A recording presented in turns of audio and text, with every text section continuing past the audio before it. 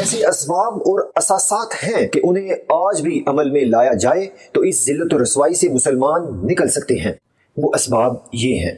Number 1، ایمان۔ جیسا کہ آپ کو علم ہے کہ یقین پورا ایمان ہے، زوال کا سب سے بڑا سبب یہی ہے کہ ہمیں اس حد تک یقین ہی نہیں ہے کہ ہمیں مرنا بھی ہے، آخرت بھی کوئی جگہ ہے، مر کر جی اٹھنا بھی ہے، اور ہمیں اپنے اعمال کا حساب کتاب بھی دینا ہے۔ ہم اگر اپنے دل سے یہ سوال کریں تو جواب ابھر کر سامنے آ جائے گا کہ ہمارے دلوں میں ایمان کس حد تک ہے۔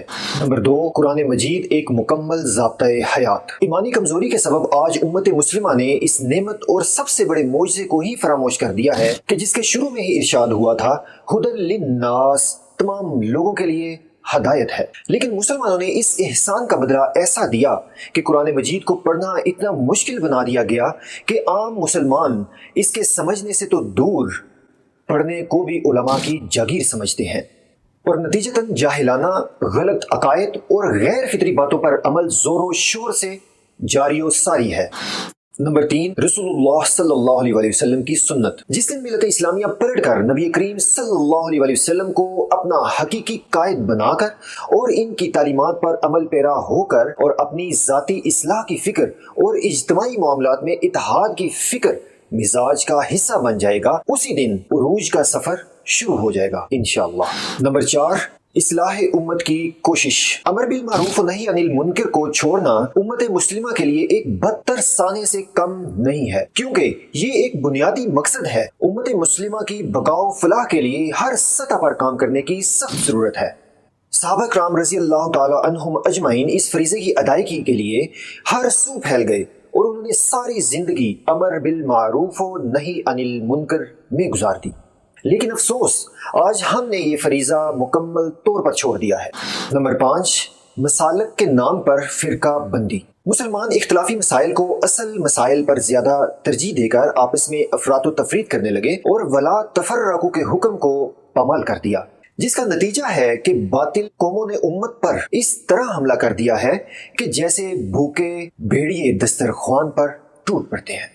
اسی کے بارے میں حکیم الامت علامہ اقبال رحمۃ اللہ علیہ نے فرمایا تھا، فرقہ بندی ہے کہیں اور کہیں ذاتیں ہیں، کیا زمانے میں پنپنے کی یہی باتیں ہیں؟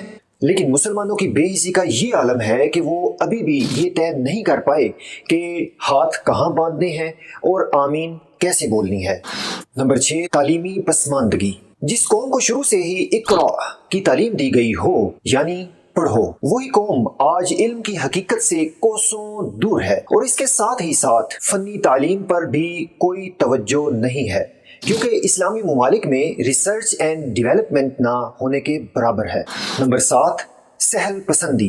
یہ ایک حقیقت ہے کہ قوموں کی تعمیر و تشکیل میں افراد بالخصوص نوجوان نسل کا ایک غیر معمولی کردار ہوتا ہے۔ جب یہی نوجوان سستی و کاہلی اور غفلت کا شکار ہو جائیں تو قوموں کے زوال میں ذرا بھی دیر نہیں لگتی ہے۔ قرآن مجید نے ایمان والوں کے غلبے کے لیے سستی و خاتمے کو لازمی شرط قرار دیا ہے، جیسا کہ ارشاد باری تعالیٰ ہے کہ وَلَا تَهِنُوا وَلَا تَحْزَنُوا وَأَنْتُمُ الْأَعْلَوْنَ إِن كُنتُم مُؤْمِنِينَ۔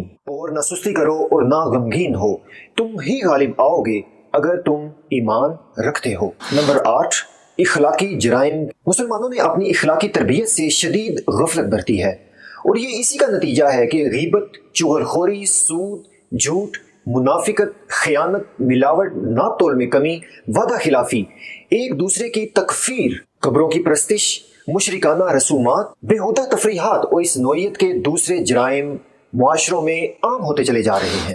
نمبر 9، عدل و انصاف اور قانون کی بالادستی۔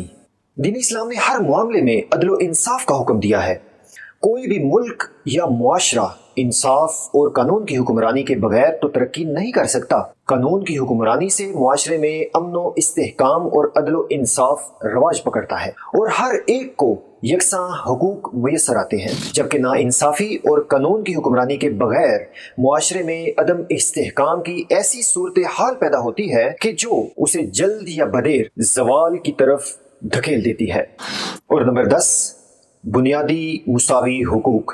اقوام کے زوال کا ایک اہم سبب یہ بھی ہے کہ ان کے اندر مساوات اور برابری، اس کا قانون ختم ہو جاتا ہے۔ اسلام ایک عالمگیر و آفاقی دین ہے जो कायनात में इंसानी हुकूक का सबसे बड़ा दाई है। कुरान करीम और अहादीस मुबारका में हमें इंसानी मुसावात और बरादरी और इंसानी हुकूक के तहफ़्फ़ुज़ की ज़बरदस्त तलकीन मिलती है। हदीस शरीफ में है, लोगो तुम्हारा रब भी एक है और तुम्हारा बाप भी एक है।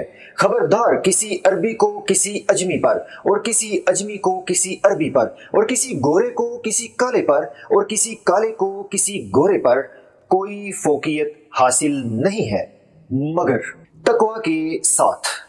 इसके तहत तमाम नस्ली, लिसानी, मजहबी, इलाकाई इम्तियाज़ात की तरदीद की गई है। यही इस्लाम का हुस्न, मुआशरत और इस्लामी समाज का असासी उसूल है। खुलासा ये कि अगर हम खुद से और दीन इस्लाम से हकीकी तौर पर मुखलिस हैं तो इन 10 नुकात और बुनियादी असासात पर अमल करके हम ज़वालो पस्ती के दलदल से अब भी निकल सकते हैं इंशाअल्लाह। अस्सलामु अलैकुम।